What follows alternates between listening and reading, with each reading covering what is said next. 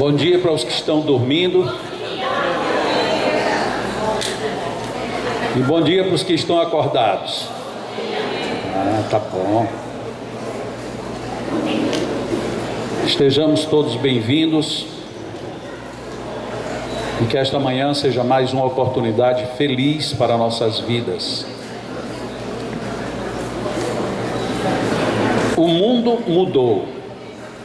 Os caminhos nos trouxeram até aqui, mas eles não são os mesmos que nos conduzirão daqui para frente. Esta frase nos leva a refletir ao apego que nós temos em muitas situações, principalmente quando nos recorremos. No meu tempo, antigamente não era assim. O meu caminho é totalmente diferente do da juventude de hoje e assim por diante. Se na minha própria vida, os meus caminhos que me trouxeram até aqui já não serão os mesmos daqui para frente, como é que eu vou querer que os mesmos caminhos sejam empregados, caminhados, trilhados por outras pessoas que não têm nem a vivência nem a experiência que eu tenho? Os conflitos muitas vezes que existem entre pais e filhos têm uma base muito forte nessa questão. Nós queremos que os nossos filhos passem ou deixem de passar por tais ou quais caminhos.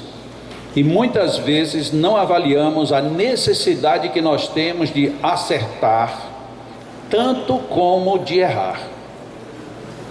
Quantas coisas nós hoje sabemos e fazemos bem porque erramos? Quantas coisas nós demoramos porque só tomamos a decisão de fazer depois que tivéssemos certeza absoluta? Seria isso, por outro lado, a derrogação das reflexões, dos convites, das ponderações para que a gente ande por outros caminhos? Óbvio que não. Mas precisamos pensar nisto quando tivermos que encarar o erro do outro, a falha do outro, o direito do outro de fazer ou deixar de fazer. A mim me impõe na condição de pai, a mim me impõe na condição de professor, a mim me impõe na condição de engenheiro, de médico, de farmacêutico, de dar aquilo para o qual eu estou me preparando e querendo preparar quem está na minha dependência. Isto é uma coisa. Forçar o outro a mudar a personalidade sem que ele ao menos entenda o motivo da mudança é, no mínimo, uma agressão contra o ser humano.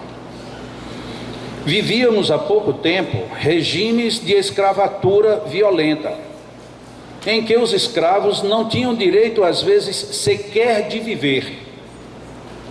Se ele, muito cansado, dava um cochilo no meio da tarefa, ele era açoitado e poderia muitas vezes ser morto, porque não era permitido que ele cansasse, que ele adoecesse ou que ele reagisse de forma natural a qualquer outra direção que a vida lhe impusesse. Então hoje nós não temos mais esse tipo de escravatura, mas temos outras.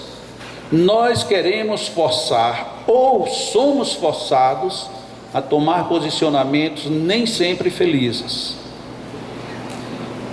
No Café Cultural aqui com o Rossandro, ele tocou um ponto que é muito comum e que de alguma forma aqui mesmo a gente já abordou isto. Nós achamos que não devemos forçar os nossos filhos a terem um princípio religioso de base, mas pensamos que temos a obrigação de forçá-los a ter um princípio educacional formal. Qual é a diferença? Será que nós não acreditamos que a parte espiritual é de fato muito relevante nas nossas vidas? Para quem é espírita, normalmente nós somos convidados a isto de uma maneira ainda mais forte, de que a essência é espiritual e não material. E se é espiritual, tudo que é nesta direção deveria ser sobrevalorizado e não subvalorizado, como normalmente nós fazemos. Mas parece contraditório com o que nós começamos a abrir o tema. Ah, mas se você força uma criança a ter um princípio religioso, você está impondo algo que ela não quer. Aí entra o princípio do equilíbrio, que é o de consciência. Qual é o seu nível de consciência? Toda a nossa liberdade guarda relação com o nosso nível de consciência. Isto é tão real que nós observamos nos julgamentos humanos que o quesito intencionalidade, ele pode ser agravante ou atenuante do processo em análise. Por quê? Porque ele se vincula à questão da consciência. E nós só temos consciência quando nós temos percepção de todos os fatores que aí estão envolvidos. O caminho que eu trilho hoje não é o mesmo caminho que eu trilhei ontem, e nem vai ser o mesmo caminho que eu vou trilhar amanhã. Ah, mas todo domingo à tarde eu estou no Leão. Sim, mas você não vem exatamente do mesmo jeito. Você vem com emoções diferentes, com interesses diferentes, buscando coisas diferentes. E que engraçado, muitas vezes basta um palestrante repetir uma frase que ele disse 2 anos antes, a gente diz assim, ah, mas esse cara só fala isso. Todavia, quando a gente liga um aparelho de televisão, a propaganda da Coca-Cola, ela passa bilhões de vezes, e a gente diz, que propaganda interessante. Será que é a repetição que nos leva à reflexão? E por conta disso, a repetição de algumas posições nos levam a querer fugir disso? Porque, vamos ficar com o exemplo da Coca-Cola. Isto é que é. O que é que esta frase define? Coca-Cola, isto é que é. Isto é que é o quê? Aí eu não sei, eu sei que Coca-Cola isto é o que é. Sim, mas o que é? A gente sequer se dá conta. Mas quando alguém diz assim, e Jesus recomendou que nós nos amássemos uns aos outros, ah, eu já estou cheio dessa frase. Toda igreja, todo centro espírita, todo culto que eu vou, se diz essa mesma coisa. Isso enche a minha paciência. Mas por que enche a sua paciência e o isto é que é não enche? Porque o isto é que é não leva você a raciocinar coisa nenhuma, nem mudar nada do seu comportamento. Mas a frase de Jesus, ela obrigatoriamente lhe leva a refletir sobre os valores sobre os quais você vive. Então a gente foge de determinadas situações. É uma fuga psicológica. Muitas vezes a gente diz, eu nem percebi isso. Nós fugimos psicologicamente de muitas maneiras diferentes. O silêncio, o não querer saber, o não comentar de jeito nenhum, não querer ouvir. Então a gente tem 1000 maneiras de fugir ou tentar fugir do problema psicológico.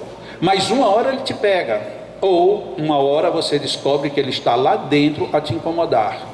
Neste momento já não se repete mais aquilo, ele tem uma outra intensidade, uma outra posição e pode levar você a reflexões muitas vezes complicadas. Quantas e quantas vezes nós dizemos para nós mesmos, me arrependo muito do que fiz.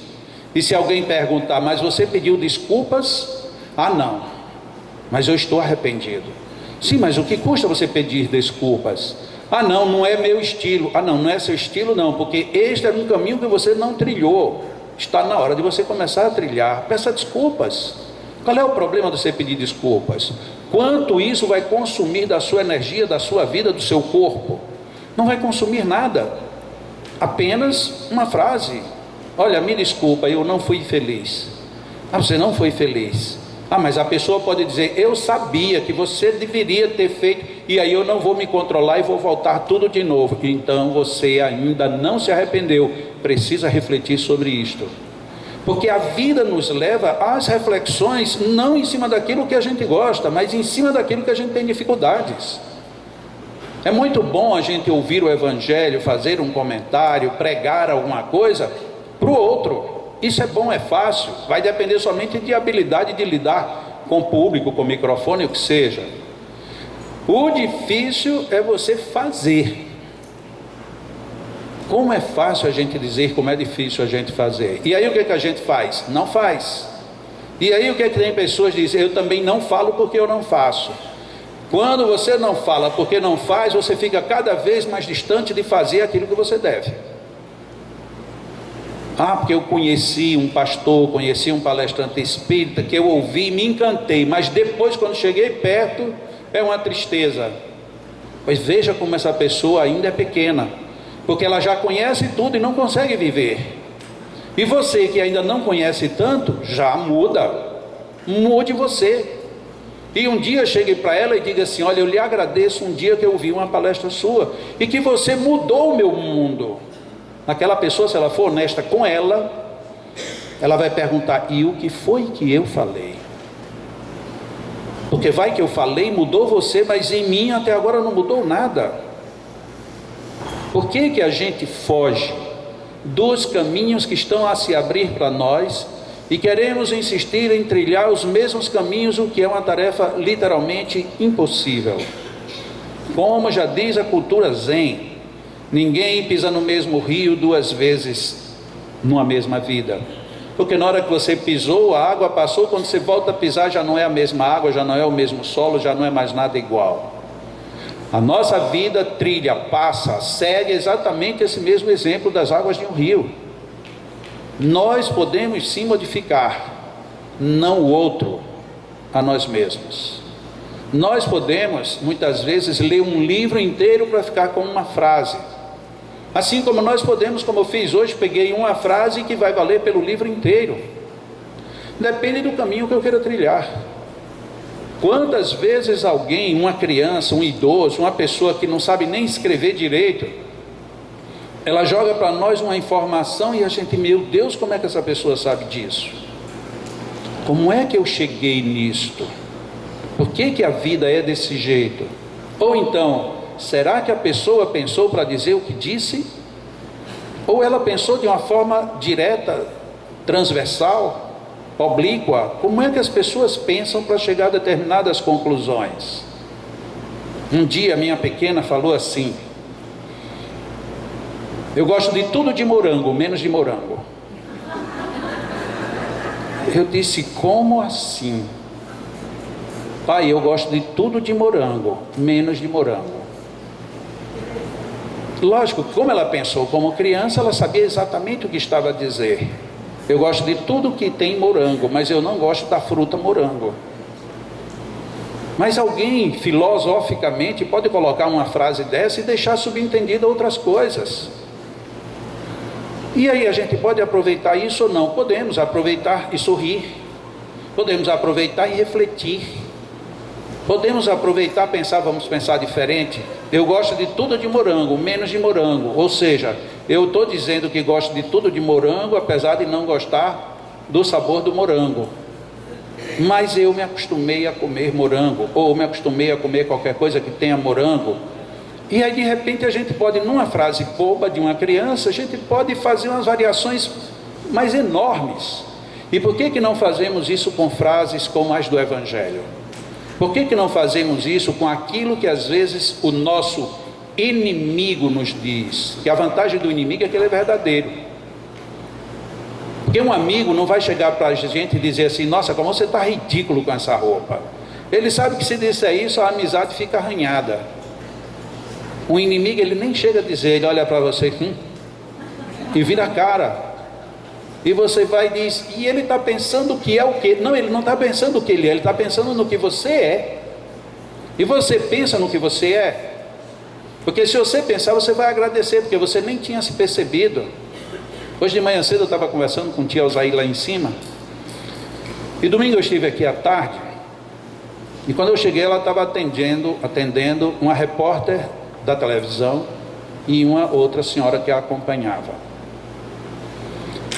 Hoje de manhã ela me disse: Jacó, você nem sabe, você notou alguma coisa? Eu disse: não, tia, nada. Ele disse: eu saí de casa sem passar batom, sem dar um escurinho aqui na minha sobrancelha, e ainda por cima a minha camisa estava ao contrário. Eu digo: sim, tia, e aí? Ele disse: mas você já pensou? No domingo eu nunca faço isso, porque sempre tem gente aqui de fora. Eu sabia que vinha um grupo do Lions, eu tinha que estar bem arrumada. De repente eu não me arrumei em nada e ainda vesti uma blusa ao contrário. E já pensou se ela estivesse filmando, como era que ia aparecer? Eu digo: a senhora ia aparecer linda como é, porque nem é a roupa que a senhora veste, nem a que deixa de vestir. a sua beleza é sua. Ah, mas com batom ficaria melhor. Eu não sei, porque se a senhora fosse me beijar, poderia manchar a minha camisa. Aí é mesmo, né? Eu digo, claro, depende de como você quiser olhar a situação. A senhora acha que sem batom ficou ruim? Pois é, pois para mim poderia ter ficado pior, se bem que a senhora do jeito que tiver, para mim é bom. Esses caminhos que a gente trilha, são caminhos que se renovam a cada instante. Por que às vezes a gente não pensa no dia? O que houve de interessante no dia? Porque normalmente a gente pensa, interessantes são coisas boas. Não, coisas ruins são interessantes. Estresses bem analisados são extremamente valiosos. Dúvidas, ânsias, mal-estares, tudo isso manda recado para a gente e a gente escuta. Quantas vezes não? Quantas vezes melhor seria se prestássemos atenção?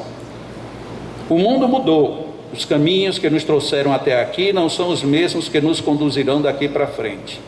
Dr. Roberto Caproni, que eu não sei quem é. E é assim, façamos os nossos caminhos cada vez melhores. Os caminhos do passado, eles são excelentes para nos ensinar como escolher melhor os caminhos daqui para frente. Antes de passar a segunda parte, eu quero dizer que estava com saudade de estar aqui. É impressionante, às vezes a gente diz assim, parece uma repetição, mas passar 2 quartas-feiras sem estar aqui, para mim faz uma diferença que vocês talvez não tenham ideia. E por isso mesmo eu fico pensando, algumas pessoas que vêm fazer tratamento, não, essa semana eu não vou, é assim uma coisa tão natural não vir. Já o meu caminho não me permite, eu estando aqui, não vir. Tanto que hoje, exatamente agora, era para eu estar em casa. Por quê? Porque meu corpo não está bom. Mas eu deixar de vir aqui, vim, daqui a pouco termino ali o que eu tenho que fazer e vou para casa.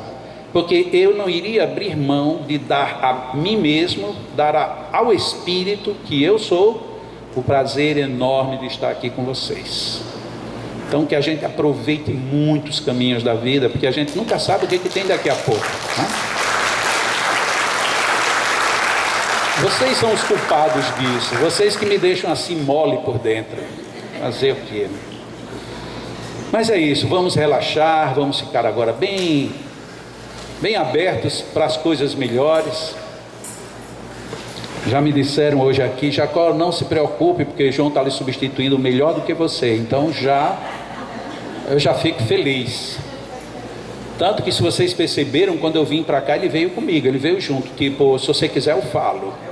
Mas eu vou roubar dele essa alegria, né, João? Respiremos agradecendo a Deus pela vida. A vida, a maior de todas as bênçãos que nós temos. A vida que trilha por caminhos os mais variados. A vida que nos leva para muito perto das pessoas que muitas vezes também nos afasta, mas que por elos invisíveis favorece para que estejamos sempre próximos.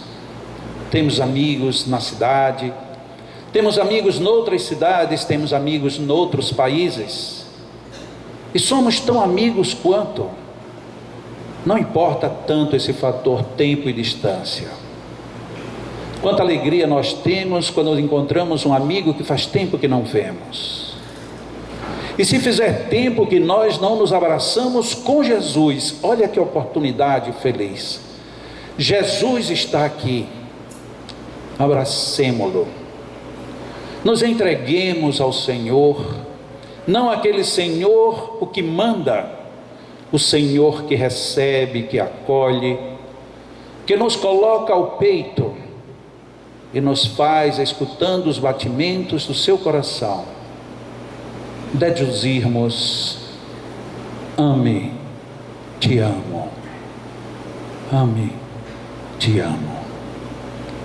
Agradeçamos a vida, agradeçamos por esta oportunidade, este reencontro, agradeçamos pelas bênçãos que nos renovam as energias físicas, psíquicas e espirituais. Agradeçamos por tudo.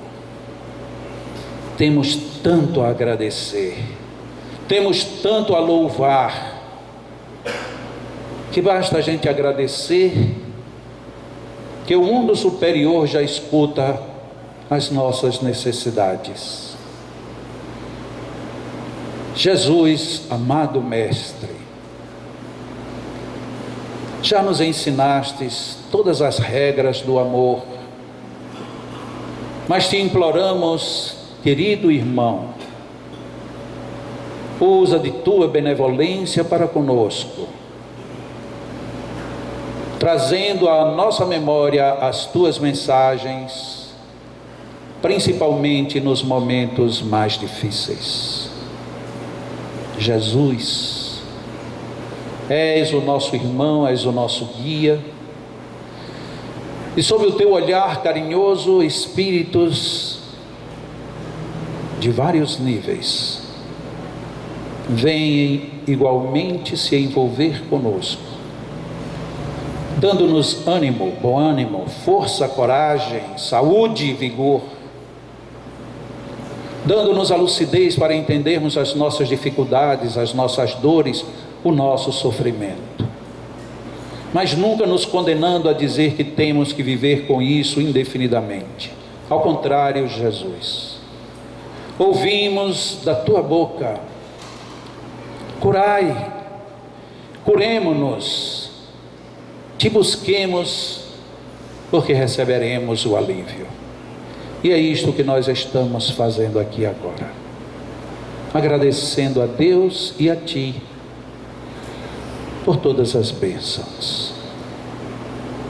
É tão bonito sentir o mundo espiritual neste instante a nos envolver a todos,